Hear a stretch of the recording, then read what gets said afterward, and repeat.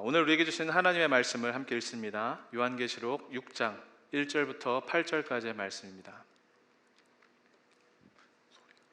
요한계시록 6장 1절부터 8절까지의 말씀입니다. 함께 화면에 보이는 말씀, 그리고 여러분들이 가지신 성경 말씀을 보면서 봉독하기를 원합니다. 시작. 내가 보매 어린 양이 7인 중에 하나를 떼시는데, 그때 내가 들으니 내 생물 중에 하나가 우레소리같이 말하되 오라 하기로, 이에 내가 보니 흰 말이 있는데 그 탄자가 활을 가졌고 면류관을 받고 나아가서 이기고 또 이기려고 하더라. 둘째 인을 떼실 때에 내가 들으니 둘째 생물이 말하되 오라 하니, 이에 다른 붉은 말이 나오더라. 그 탄자가 허락을 받아 땅에서 화평을 제하여 버리며 서로 죽이게 하고 또 큰 칼을 받았더라. 셋째 인을 떼실 때에 내가 들으니 셋째 생물이 말하되 오라 하기로, 내가 보니 검은 말이 나오는데 그 탄자가 손에 저울을 가졌더라. 내가 네 생물 사이로부터 나는 듯한 음성을 들으니 이르되, 한 데나리온의 밀 한 되요 한 데나리온의 보리 석대로다. 또 감람류와 포도주는 해치지 말라 하더라. 넷째 인을 떼실 때에 내가 넷째 생물의 음성을 들으니 말하되 오라 하기로, 내가 보매 청황색 말이 나오는데 그 탄자의 이름은 사망이니 음부가 그를 따르더라. 그들이 땅 4분의 1의 권세를 얻어 검과 흉년과 사망과 땅의 짐승들로부터 죽이더라. 아멘. 오늘은 참된 진리를 붙잡으라라는 제목으로 요한계시록 6장의 말씀을 함께 나누도록 하겠습니다. 여러분, 오늘 말씀은 귀를 쫑긋 세우시고 잘 들으시길 바랍니다. 오늘 살아가는 우리에게 하나님이 주시는 음성이다 라고 생각하시고 사모하는 마음으로 들으시기를 바랍니다. 여러분, 오늘 말씀 6장 이전에 지난 5장에서 어떤 일이 있었느냐 하면, 사도 요한이 성령에 감동되어서 환상을 보았습니다. 보좌에 앉으신 분의 오른손에 7인으로 봉해진 두루마리를 발견했어요. 그 두루마리 안에는 이 세상을 향한 하나님의 구원의 역사, 그리고 심판의 계획들이, 그 비밀들이 담겨 있었어요. 그런데 문제가 있었죠.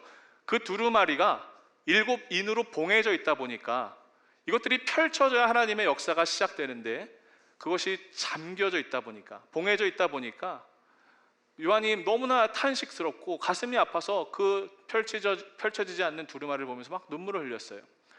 그 두루마리를 뗄 수 있는 합당한 자격을 가진 사람이 보이지 않았다라는 거예요. 그런데 어디선가부터 음성이 들려오죠. 요한아, 울지 말라. 그 인을 떼기에 합당한 분이 계시다. 그분이 누구시냐 하면 바로 유대의 사자이시지만 어린 양 되셔서 우리를 위해서 십자가에서 피를 흘려주신 예수 그리스도시다라는 것을 우리가 지난 시간에 이야기했습니다. 예수님은 사자처럼 우리에게 승리를 주시는 승리의 주님이시지만 그 승리를 이루셨던 방식이 무엇이었어요? 십자가에서 어린 양의 모습으로 죽으심으로 말미암아 이루신 승리, 십자가의 역설의 승리를 지난주에 우리가 이야기 나눴습니다. 자, 오늘은 그 다음에 이어지는 말씀인데, 하나님의 손에 있는 그 두루마리의 인을 하나씩 그 어린 양이 떼기 시작하는 겁니다. 그 어린 양이 하나씩 인을 뗄 때마다 이제 놀라운 하나님의 섭리와 역사 속에 엄청난 일들이 펼쳐지는 것이 오늘 성경에 소개됩니다. 자, 오늘 말씀을 볼게요. 어린 양이요, 첫 번째 인을 뗄 때 무슨 일이 있었는지 잘 보십시오. 1절과 2절 말씀입니다. 자, 한번 읽어볼까요? 시작. 내가 보매 어린 양이 7인 중에 하나를 떼시는데, 그때 내가 들으니 내 생물 중에 하나가 우레소리같이 말하되 오라 하기로, 이에 내가 보니 흰 말이 있는데 그 탄자가 활을 가졌고 면류관을 받고 나아가서 이기고 또 이기려고 하더라. 자, 여러분 잘 보세요. 그 첫 번째 인을 뗐을 때 어떤 현상이 나타났어요?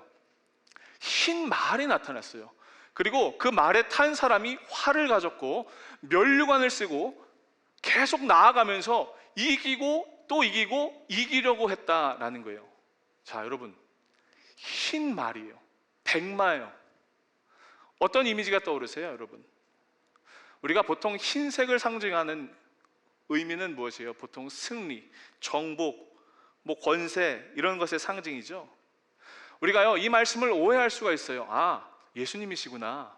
우리에게 승리를 주시는 예수님이 하얀 말을 타시고 오시는 분이구나 라고 오해할 수 있는데, 여러분 요한계시록 19장에 보면 이와 같은 비슷한 이미지가 있는 걸 하나 볼 수 있어요. 자, 똑같이 백마를 타고 면류관을 가지고 무기를 가지신 분이 하나 또 있다라는 걸 보여줘요. 19장 11절을 볼게요.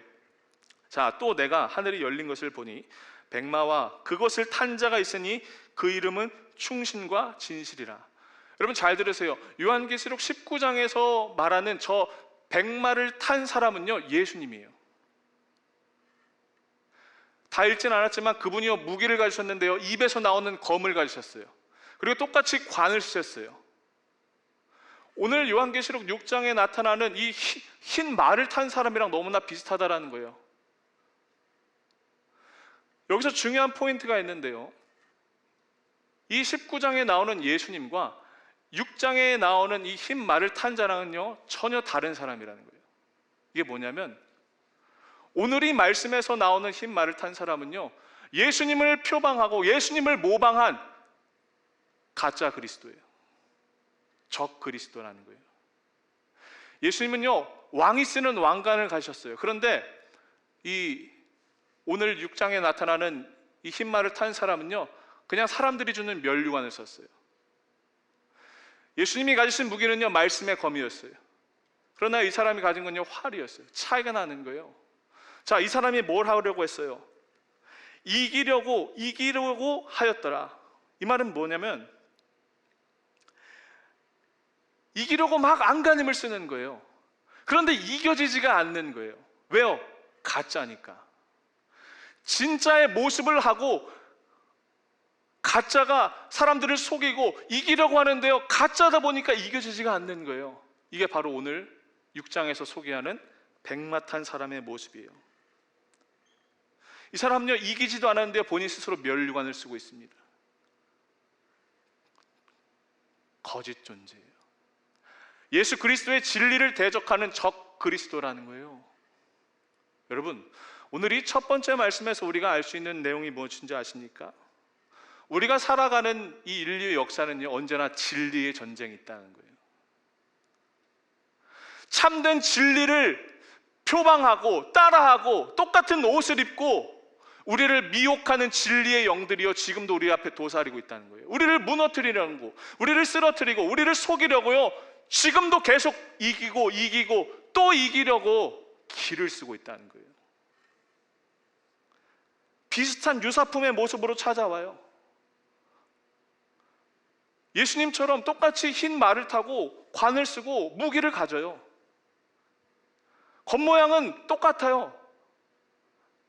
마치 수백만 원짜리 명품 가방과 그것을 그대로 따라한 모조품 같이 짝퉁처럼 진리를 모방한다고요. 그러면서 하는 일이 뭐예요? 하나님의 성도들을 속이는 거예요. 여러분, 우리가 살아가는 지금 이 세상은요, 기독교를 적대하는 진리들이 기독교인 척을 하면서 우리를 속이고 있는 세상이에요. 우리가 그 세상에 노출되어 있어요. 기독교의 진리라는 이름으로 교묘하게 우리 세대 문화의 흐름 속에 진리를 섞어서 혼합하면서 활동하는 적 그리스도인들이 분명히 지금 우리가 사는 세대 속에 있다는 거예요. 그 중에 가장 대표적인 게 뭔지 아십니까? 여러분 정신 똑바로 차리고 들으세요. 제가 오늘 작정하고 나왔거든요. 적 그리스도인들이요, 적 그리스도가, 악한 영들이 이 기독교의 진리를 표방하면서 우리에게 이 진리를 혼동시키고 있는 가장 대표적인 이야기가 바로 공감입니다.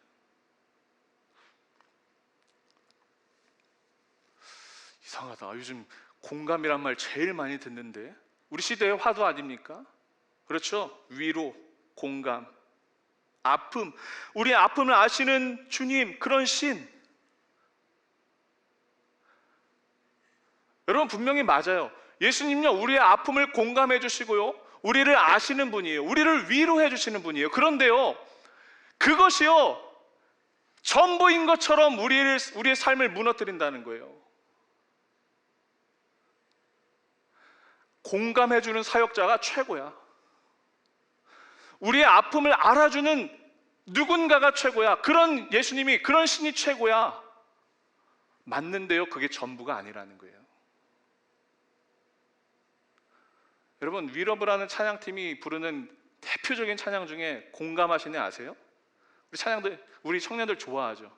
근데 저는 개인적으로 그 찬양 되게 싫어해요. 목사님 미쳤나 봐, 막 위러브 저격하고 있네. 위러브라는 찬양팀을 너무 좋아해요. 그런데 그 찬양을 자세히 듣고 보면요, 별 내용이 없어요. 우리의 모든 상황에 공감하시네 끝이에요. 무엇을 말하고 싶은지 알겠어요. 그런데요, 우리 기독교는요, 그것을 넘어선 무언가가 있다라는 거예요. 우리는요, 그것에 중독돼 있어요. 우리 아픔을 아시는 주님만 중요해요. 누군가 우리를 위로해 주기를 원해요. 공감해 주는 것만 원해요. 중독이에요.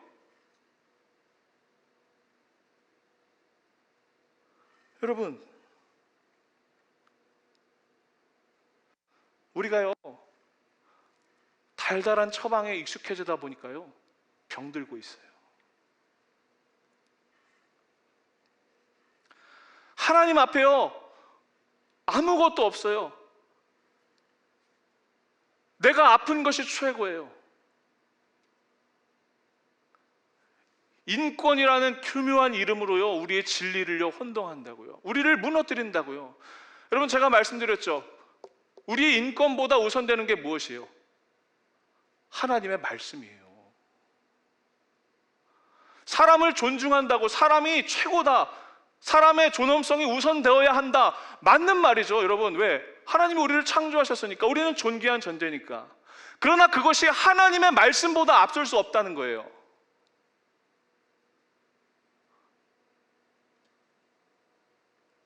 기독교를 무너뜨리는 세력이요, 우리를 위해 주는 척 하면서 누구보다 우리를 무너뜨리는 일을 하고 있습니다.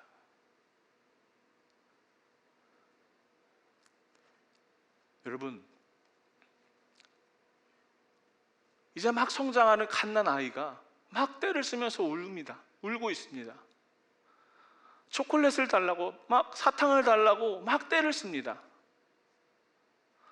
부모님이 한두 번 줄 수 있죠. 그 아이의 필요를 맞춰줄 수 있죠. 그러나요, 그게 한두 번, 계속 두 번, 세 번 이어지면 어떻게 돼요? 아이는 병드는 거예요. 우리의 영혼이요, 우리 특히 오늘을 살아가는 청년들이요, 너무나 약해져 있어요. 무너져 있어요. 픽 하면 쓰러지는 거예요. 왜? 나의 아픔을 알아주는 신만 전부이니까. 그것을 넘어 영원한 것이 있다는 것을 잊고 그것을 향해서는 삶의 능력과 결단이 없으니까 너무나 나약하게 낮아빠지는 거예요.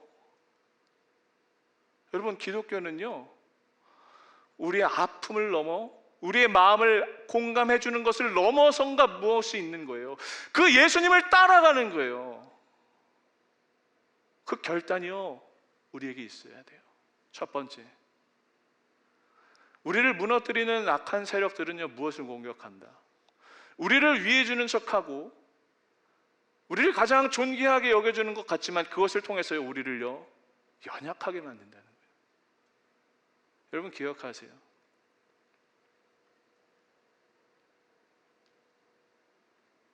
영원한 것이 있다. 그리고 우리는 영원한 것을 향해 가는 사람들이다.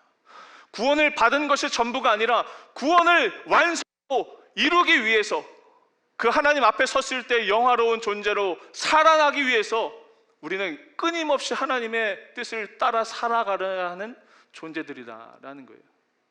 이것이 첫 번째예요. 두 번째, 어린 양이요, 두 번째 인을 뗍니다. 3절 그리고 4절. 둘째 인을 떼실 때에 내가 들으니 둘째 생물이 말하되 오라 하니 이에 다른 붉은 말이 나오더라. 이번에는요, 붉은 말이 나왔어요. 그 탄자가 허락을 받아서 땅에서 무엇을 했어요? 화평을 제하여 버리며 서로 죽이게 하고 또 큰 칼을 받았어요. 붉은 말을 탄 사람이요, 했던 일이 세 가지예요. 첫 번째, 이 땅에 있는 화평을 다 제거해요. 그리고 서로 죽여요. 무엇을 가지고? 큰 칼을 가지고. 이게요, 붉은 말을 탄 자가 한 일이었어요. 여러분, 악한 세력들이요, 우리를 어떻게 넘어뜨리는 줄 아십니까? 우리 안에 화평을 다 사라지게 만들어요. 우리를 분열시켜요. 갈라지게 해요. 서로 장벽을 치게 해요. 제가 요즘 우리 사회를 보면서 너무나 가슴 아픈 게 뭔지 아세요? 이 세상을 다스리는 질서가 어디 오는 줄 아세요? 분열이에요. 돈이 많은 사람이랑 돈이 없는 사람이랑 분열시켜요. 의도적으로 갈라쳐요.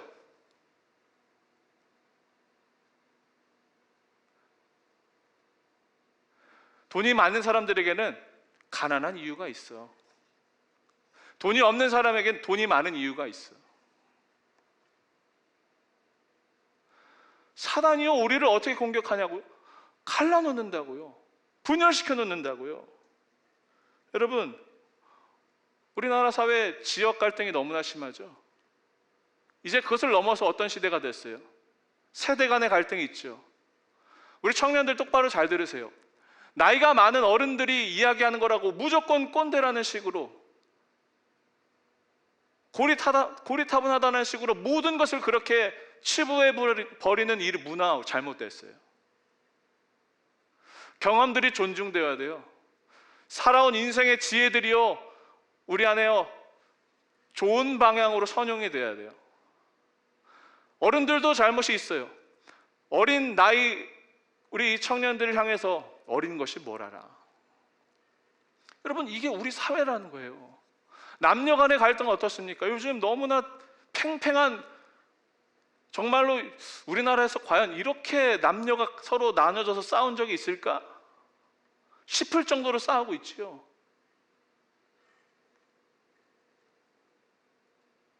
우리 사회뿐만 아니라 교회도 마찬가지예요.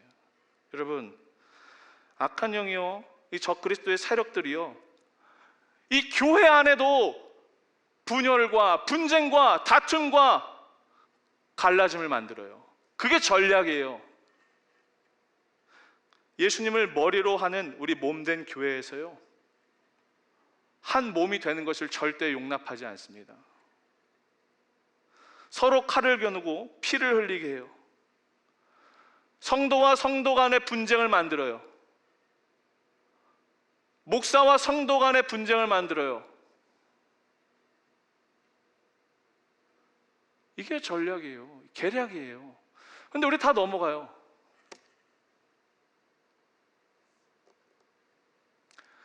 제가요, 개인적인 얘기인데 정말 가슴 아플 때가 언제인 줄 아십니까? 사역을 하다가 이런 얘기를 들을 때, 그건 목사님이 하시는 거고 이건 우리가 하는 거예요. 보이지 않는 장벽을 만든다니까요. 이건 목사님이 하실 거 아니라 우리가 알아서 주도적으로 하는 거예요. 교회에 도대체 그런 게 어디 있습니까? 한 몸이잖아요. 목사님만 해야 할 일이 있고 청년들만 할 일이 있습니까? 아니에요. 여러분, 예수님이요, 이렇게 기도하셨어요. 요한복음 17장 21절에 아버지요, 아버지께서 내 안에, 내가 아버지 안에 있는 것 같이 그들도 다 하나가 되어 우리 안에 있게 하사 세상으로 아버지께서 나를 보내신 것을 믿게 하옵소서. 여러분, 교회 다음에 최고의 본질이 뭔지 아세요? 바로 하나됨이에요. 지금 예수님이 뭐라고 기도하세요? 아버지가 내 안에, 내가 아버지 안에 있는 것 같이 예수님과 성령님과 하나님이 하나이시듯 저들도 그렇게 하나가 되게 해주십시오. 이게 예수님의 사역이에요. 이 땅 가운데 오신 이유예요. 하나됨이라고요. 하나됨. 그냥 비슷한 생각을 하고 비슷한 행동을 하고 비슷한 가치관을 가지고 하는 게 아니라요, 성삼위일체 하나님이 완전한 하나이듯이 교회의 모든 구성원들이요, 그렇게 하나가 되어야 된다는 거예요. 오늘 우리의 믿음 생활 어떻습니까? 오늘도 우리는 여전히 누군가 정죄하고 비난하고 손가락질해요. 악한 영은요, 우리를 미워하고 시기하고 우리 자기만의 장벽을 세우게 만들어요. 저 사람이 절대 내 안에 들어오지 못하게 만들어요. 이게 사단의 계략이에요, 여러분. 그걸 깨야 돼요. 하나가 돼야 돼요. 여러분, 우리 성도들이요, 이 교회 공동체뿐만 아니라 이 사회를 보면서 갈등과 분열로 치닫고 있는 이 사회를 위해서 그저 넋놓고 바라보는 것이 아니라요, 기도해야 돼요. 하나님 하나가 되게 해주십시오. 이 땅에 하나님의 나라가 임하게 해주십시오. 우리가 그 마음을 품고 우리 안에 서로 하나가 되어 그 사랑을 품으며 나아갈 때 세상이 주를 보게 될 거예요. 예수님 말씀하셨잖아요. 아버지와 내가 하나인 것 같이 그들도 다 하나가 돼서 세상이 나를 이 땅에 하나님께서 나를 보내신 것을 믿게 하옵소서. 우리의 하나됨이요, 우리끼리 행복하고 우리끼리 잘 살고 만족하는 그것을 넘어서 세상이 주님이 살아계시다는 것을 보게 되는 놀라운 역사가 우리 하나됨을 통해 일어난다는 거예요. 자, 세 번째, 어린 양이 세 번째 인을 뗐어요. 5절 6절이에요. 셋째 인을 떼실 때에 내가 들으니 셋째 생물이 말하되 오라 하기로, 이번에 뭐가 나왔어요? 검은 말이 나왔는데 그 탄자가 이번에는 뭘 가졌어요? 손에 저울을 가졌더라. 내가 내 생물 사이로부터 나는 듯한 음성을 들으니 이르되 한 데나리온의 밀 한 대요, 한 데나리온의 보리 석대로다. 또 감람류와 포도주는 해치지 말라 하더라. 자, 이 말이 무엇이냐면, 검은 말을 탄 자가 오른손에 무엇을 가졌어요? 저울을 가졌는데 뭐라고 하냐? 한 데나리온의 밀 한 대, 한 데나리온의 보리 석대로다. 자, 여러분, 저울이 무엇을 하는 거냐면, 이렇게 물건의 가격을 매길 때 사용되는 거예요. 시장 가면 그렇지 않아요, 여러분? 이렇게 할머니들이 바구니 하나에, 아니면 이렇게 상자 같은 거 하나에 담아놓고 이게 얼마야 라고 하는 것처럼, 여기서 저울은요, 물건을 세는 도구예요. 자, 그런데 한 데나리온의 밀 한 대라고 했어요. 그리고 한 데나리온이면 또 보리는 석대라고 했는데, 밀은요, 부유한 사람들이 당시에 먹었던 거예요. 주식이었어요. 보리는요, 상대적으로 가난한 사람들이 먹었던 거예요. 자, 그 가격이 얼마였어요? 한 데나리온은 노동자 하루의 품삯이에요. 자, 오늘날의 가치로 따져서 후하게 쳐서 10만 원이라고 생각해 봅시다. 10만 원 주고요, 밀 한 대를 살 수 있는 거예요. 그리고 보리는 얼마를 살 수 있어요? 석 대를 살 수 있는 거예요. 자, 그런데 중요한 게 무엇이냐? 이때 당시에요, 원래 한 데나리온이면 밀을요, 한 10대 정도 살 수 있었어요. 그리고 보리는 한 50대 정도 살 수 있었어요. 지금 뭐냐면 물가가 10배로 폭등한 거예요. 평소에 1,000원이면 살 수 있는 물건 하나를요, 10,000원 줘야 살 수 있는 거라는 거예요. 이해가 되세요? 이게 뭐냐면, 기근과 흉년으로 인해서 야기되는 식량 부족, 이런 걸로요, 엄청나게 물가가 폭등할 것이다 라는 것이에요. 자, 여러분, 우리 인류에게 왜 이런 기근이 올까요? 왜 이런 말도 안 되는 물가의 폭등이 올까요? 이상하게 이 말씀을 준비하면서 왜 이렇게 부동산 생각이 나는지,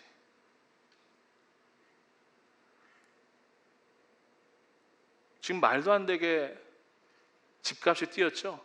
우리 청년들 절망스럽죠? 당장 결혼해야 되는데 집을 구하는 게 하늘의 별 따기입니다. 청년 시절에 돈을 모아서 집을 산다는 것, 이제 거의 불가능한 이야기가 됐어요. 어떤 결과가 될까요? 출산율이 떨어질 거예요. 우리나라는 철저한 초고령 사회로 갈 거예요. 엄청난 대혼란이요, 우리 사회 앞에 우리 현실 앞에 주어져 있어요. 우리가 그 길을 가야 돼요. 그래서 요즘 청년들이 뭐예요? 주식하죠? 비트코인 하죠? 그나마 비트코인 할 돈도 없어서 꿈도 못 꾸는 청년들 더 많을 거예요. 여러분, 어쩌다 우리 사회가 이렇게 됐을까요?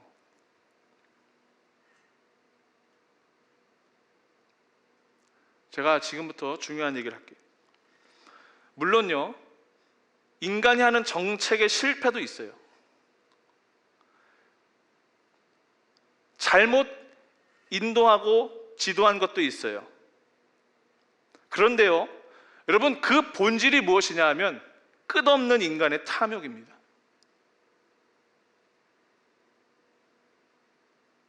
정치와 어떤 체제에 대한 문제가 아니다라는 거예요. 물론 차선은 있어요. 누가 좀 더 잘할 수는 있어요. 그러나 역사를 잘 들여다보면요, 언제나 보수와 진보가 철저하게 실패와 성공을 거듭하는 역사가 끊임없이 펼쳐집니다. 왠 줄 아세요? 인간은요, 하나님 앞에서 불완전한 존재이기 때문이에요. 죄가 있는 사람들이기 때문이에요.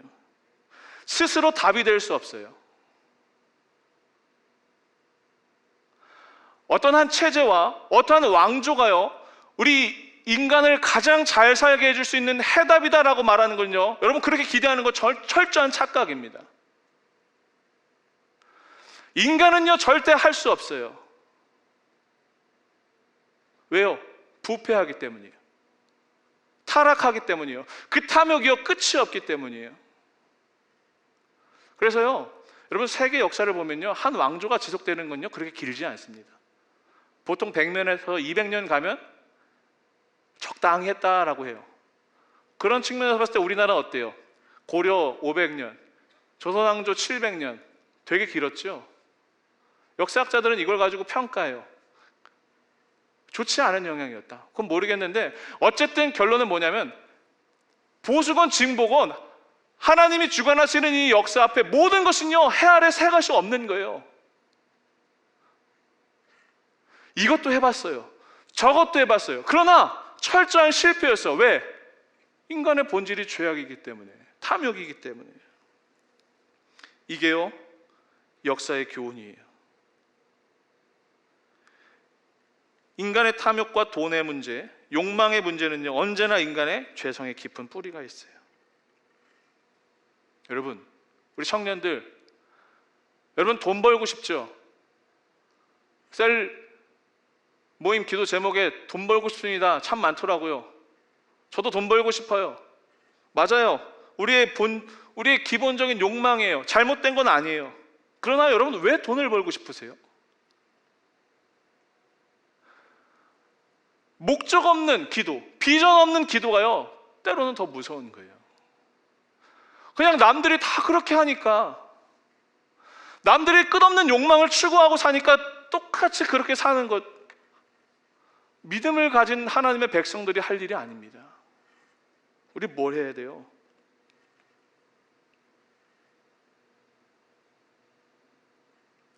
반대로 그냥 손 놓고 언제 집값이 내려갈까?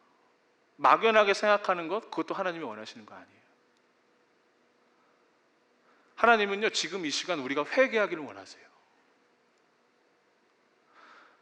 우리가 살기 힘든 이 시대, 우리가 만든 거 아니에요. 우리 청년들이 잘못한 거 아니에요. 그러나 우리가 지금 이 시간 회개하기를 원하세요.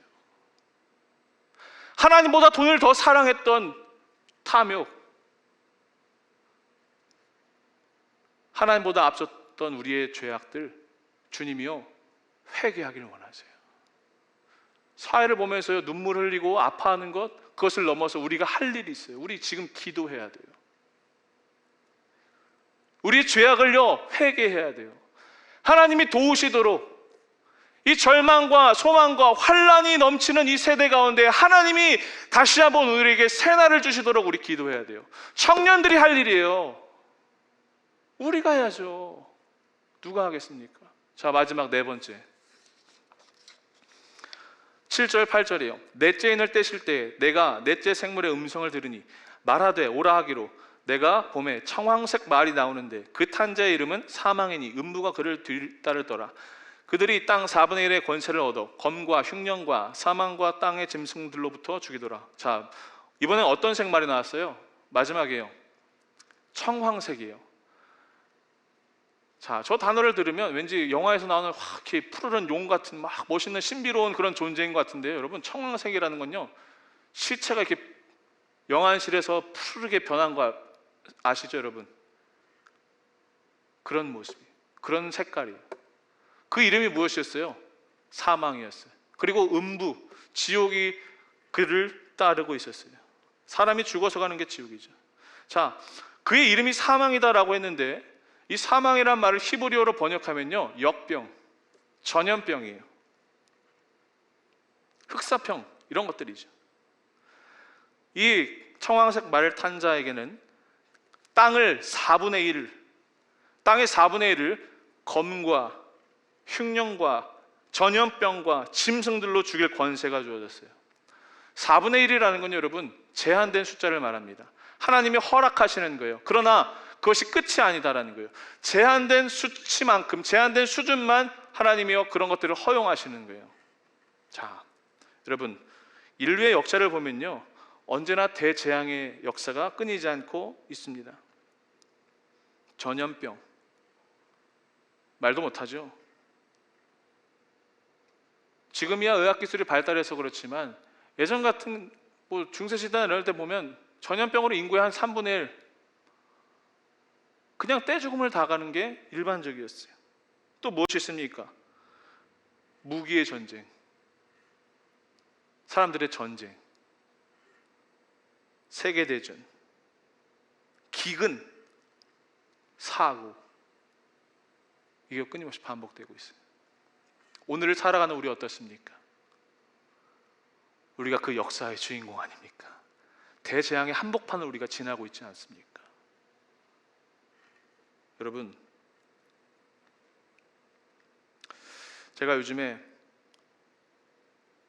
이상하다라고 생각됐던 것 중에 하나가 우리나라 기후였어요. 이상하게 몇 해 전부터 여러분도 아실 거예요. 너무 습해졌어요. 아세요? 저녁 브릿지워시 끝나고 나가면 막 그 습기가 막 이루 말하지 못할 정도로 너무나 습해서 막 이게 과연 우리나라가 맞나? 이게 몇 해 전부터 이런 현상이 시작됐어요. 요즘 하늘을 보세요. 여러분 인스타나 이런 데 보면 하늘 사진 막 너무 이뻐가지고 구름, 와 너무 멋있다. 맞죠? 저도 지난주 예배 끝나고 나가는데 무지개가 막 우리 교회 주변을 둘러싸고 있어서 너무나 아름다워서 막 사진 찍고 이랬는데, 카톡 막 공유하고 이랬는데, 여러분 이상하지 않아요? 어느샌가부터 없었던 노을이, 너무나 아름다운 노을이 막 생기기 시작했어요. 여러분 이상하지 않아요? 정확히 제가 동남아 여행 갔을 때 봤던 현상들이에요. 보라카이나 뭐 이런 데 있죠? 관광지. 습하죠?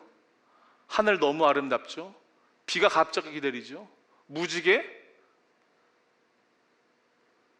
그냥 일상 다반사예요. 뭘까요? 지금 우리가 사는 이 대한민국의 환경이요, 우리뿐만 아니라 이 지구의 온 세계가요 기후의 변화를 겪고 있어요. 이상기후가 펼쳐지고 있어요. 좋아할 게 아니에요. 하늘을 보면서 저도 지난주에 무지개 보면서 너무 이쁘다고 생각했는데 좋아할 게 아니에요. 생각해보니까 여러분 이것들이 어디로부터 왔을까요? 왜 우리 지구가 지금 이렇게 변하고 있을까요? 청년들이 알아야 돼요. 인간이 끝없는 탐욕으로요 이 지구를 병들게 하고 있어요. 아세요? 기술이 발전하죠. 개발되죠. 환경을 상관없이, 환경을 고려하지 않고 우리 편리함을 추구하다 보니까요 지구 온난화되죠. 한국 기후가 변하고 있어요. 열대기후로. 여러분 안 느껴지세요? 우리가요 그냥 하루하루 그냥 아무 생각 없이 살아가지 말아야 될 이유가 바로 여기 있어요. 지금도요 하나님이 허락하시는 범위 내에서요 이 세상에 마지막 때에 벌어질 일들이요 계속 펼쳐지고 있어요. 여러분 말씀을 마칠게요. 하나님의 심판과 경고의 메시지가 지금 우리 앞에 도래해 있다는 걸 기억하시길 바랍니다. 하나님이 우리에게 이런 사인을 주시는 건요, 심판을 주시는 건요, 벌을 주시는 건요 단순히 우리에게 벌을 주시기 위함이 아니에요. 우리에게 여지를 주시는 거예요. 우리가 다시 돌아가도록. 무엇으로? 복음의 본질로. 하나님이 우리를 통하여 꿈꾸시는 그 나라가 우리를 통하여 이루어질 수 있도록 우리가 다시 복음 앞에 서도록 주님께서 우리에게 기회를 주시는 거예요. 사랑하는 우리 청년들, 말씀을 마칠게요. 요즘 하루하루 너무나 우울합니다. 소망이 없습니다. 죽을 것 같습니다. 맞아요.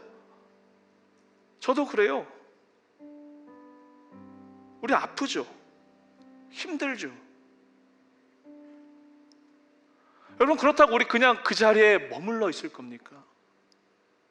눈물만 흘리면서 있을 겁니까? 누가 나를 위로해 주기를, 내 아픔을 알아주기만을 기다리고 그 자리에 있을 겁니까? 사랑하는 우리 청년들, 지금 이때 우리 청년들, 하나님의 백성들이요, 깨어나야 돼요. 지금